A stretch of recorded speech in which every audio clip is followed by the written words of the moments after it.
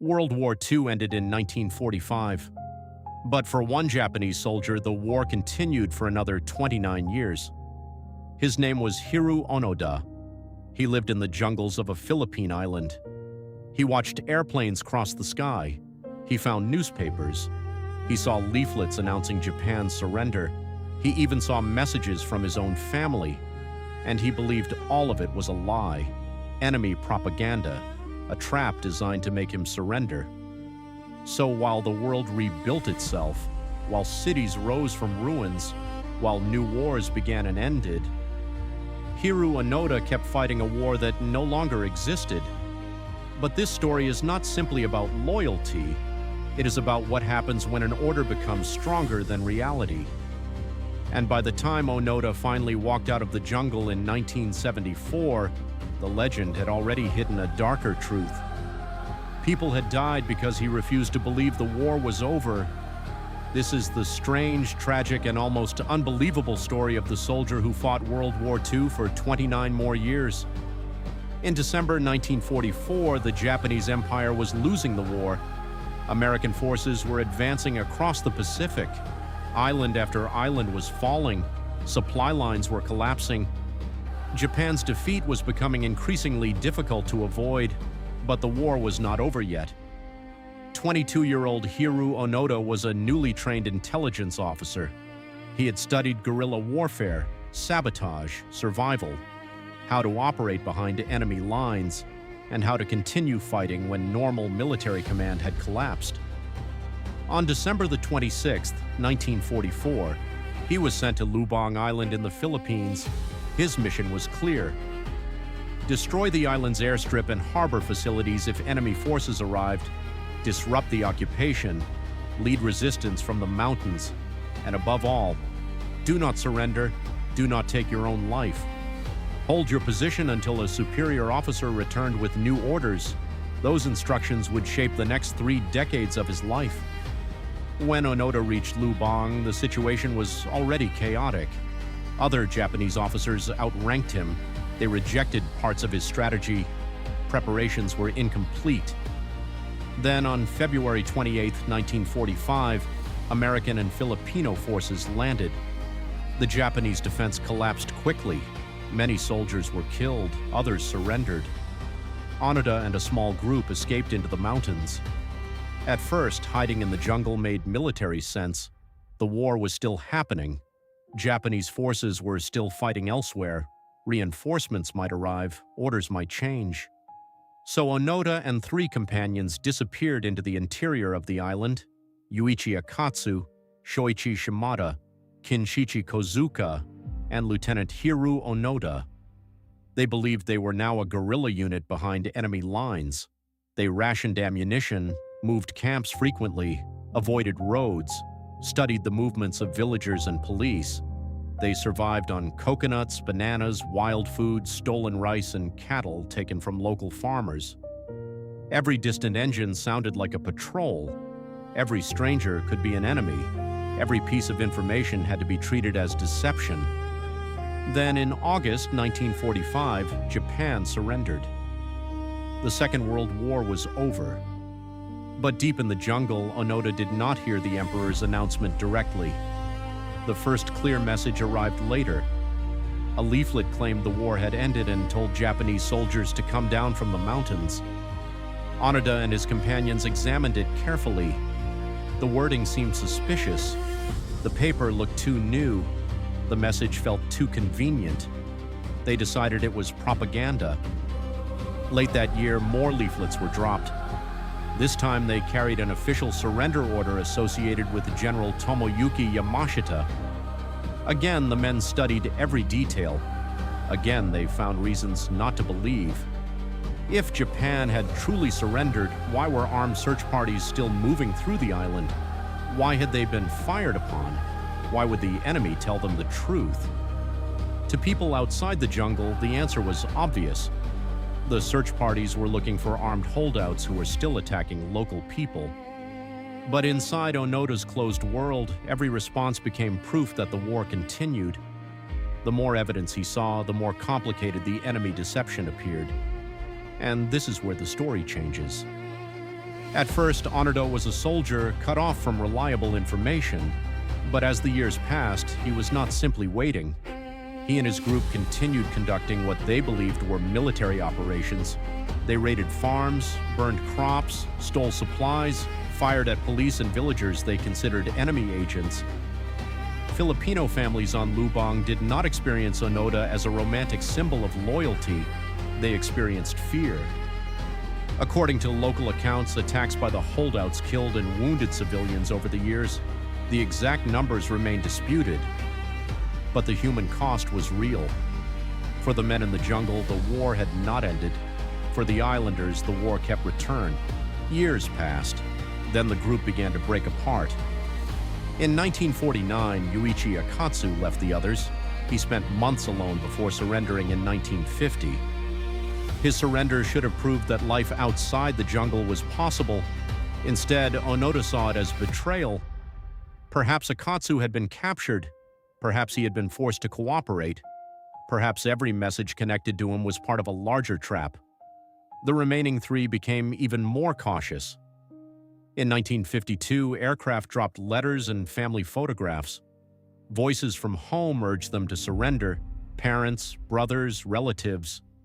The messages were personal, emotional, almost impossible to fake. But Onoda rejected them too. He believed the enemy had studied their families. He believed photographs could be manipulated. He believed anyone speaking through a loudspeaker might be an imposter. By then, survival was no longer the hardest part. The hardest part was allowing reality to challenge the mission, and Onoda would not do it.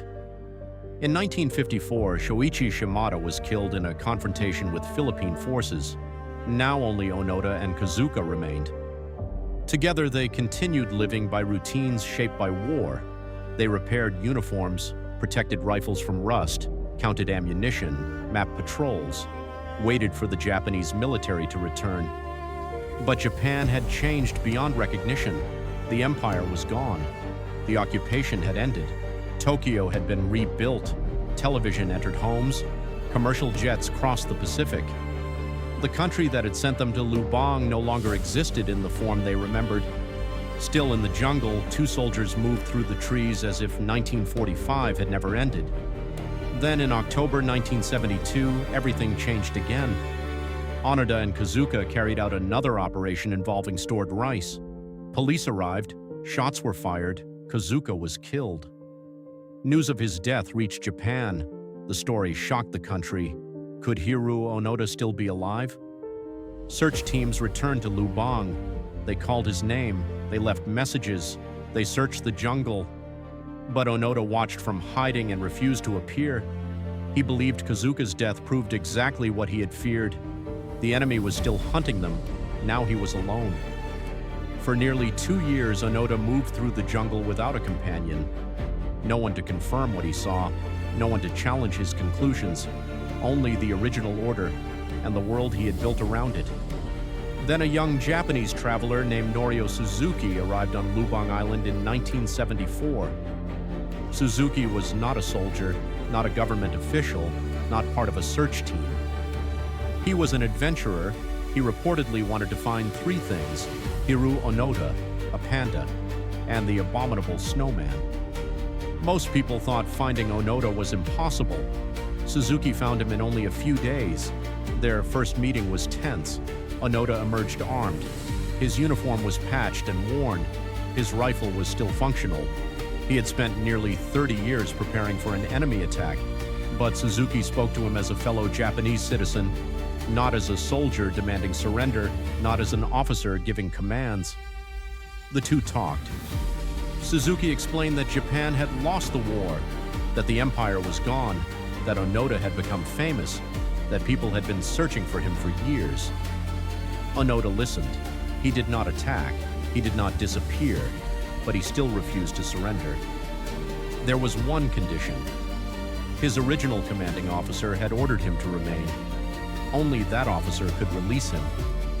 This was the final twist.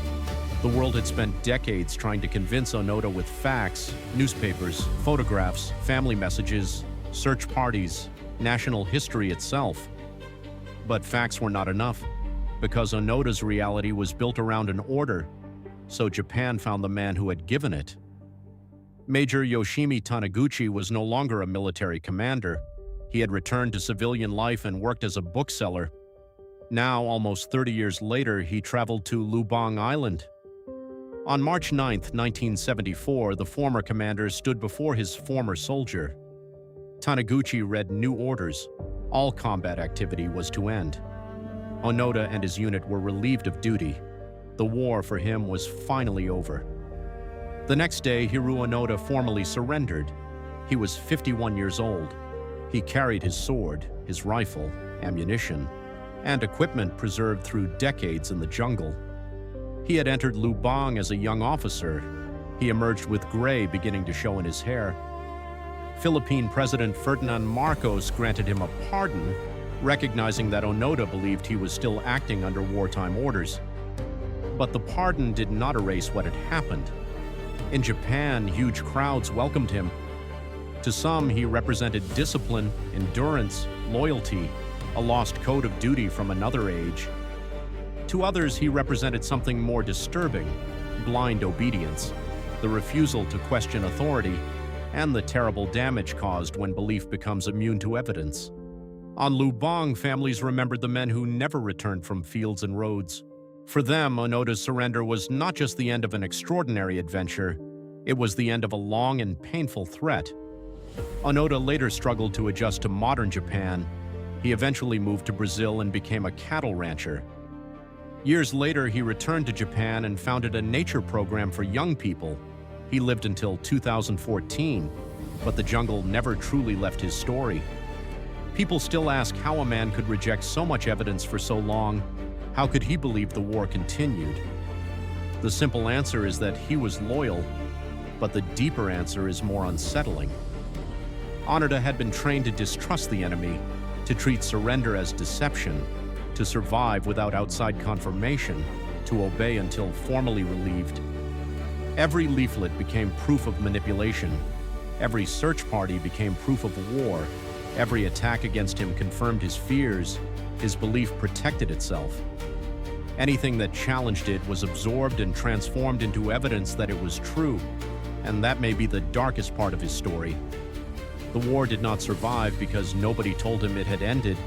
The war survived because he had learned how not to believe them. Hiroo Onoda spent 29 years waiting for an order. When it finally came, he obeyed immediately, not because the world had changed. The world had changed decades earlier. He surrendered because the voice of authority had finally changed. That is why his story is both extraordinary and tragic. It is a story of survival, but also of lives lost, a story of loyalty, but also of blindness, a story about one soldier trapped in a jungle and an entire war trapped inside one man's mind. World War II ended in 1945. For Hiroo Onoda, it ended in 1974.